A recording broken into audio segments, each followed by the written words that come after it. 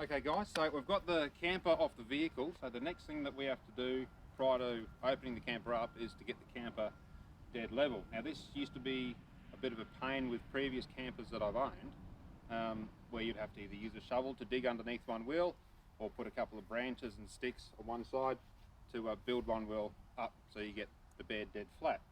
This is where Kimberley have really nailed their camper and installed dual independent air suspension. So we've got two levels on the camper. One is sitting here next to the jockey wheel. It's indicating slightly nose high at the moment, and we've got the scaffolding level, which is sitting on the chassis rails, which are level, and it's indicating the bubble is all the way to the right hand side. It's going to be a little bit hard to see from the camera, so you just have to take my word for it.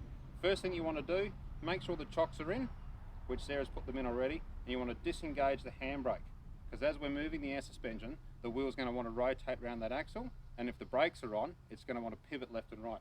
So we'll take the handbrake off, nice and slowly. There you go, and there is a little lock here, but we're not moving anywhere, so you can just leave it like that.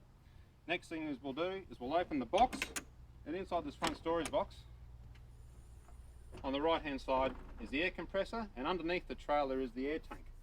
So at the moment, both tanks, or both feed lines are closed, and that's the way that you want to have it when you're running it along the road.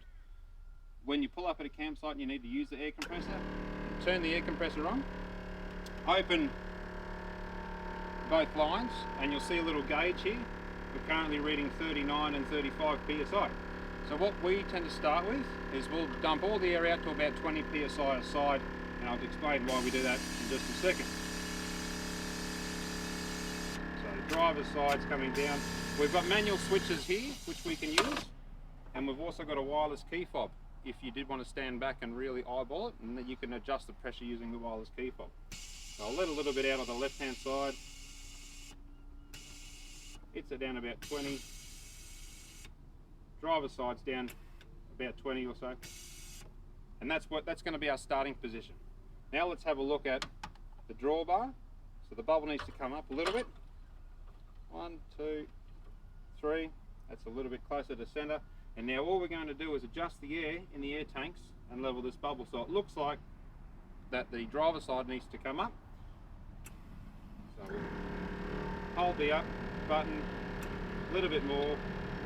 It's now 44 psi, a little bit more. And now the bubble is moving. We might drop a little bit of air. So you get to about 60 psi, then we'll sort of hold it there. That means the trailer's at full extent on one side. Drop a little bit of air out on the passenger side, and now the bubble is dead center, and we still need to let the drawbar down just a little bit, maybe 3 turns or so, and now we've got both bubbles centered. We've done this while sitting on one knee. Easy, piece of cake. All we need to do is now close the air lines, turn the air compressor off, and the trailer is now dead level, north-south, east-west. Perfect.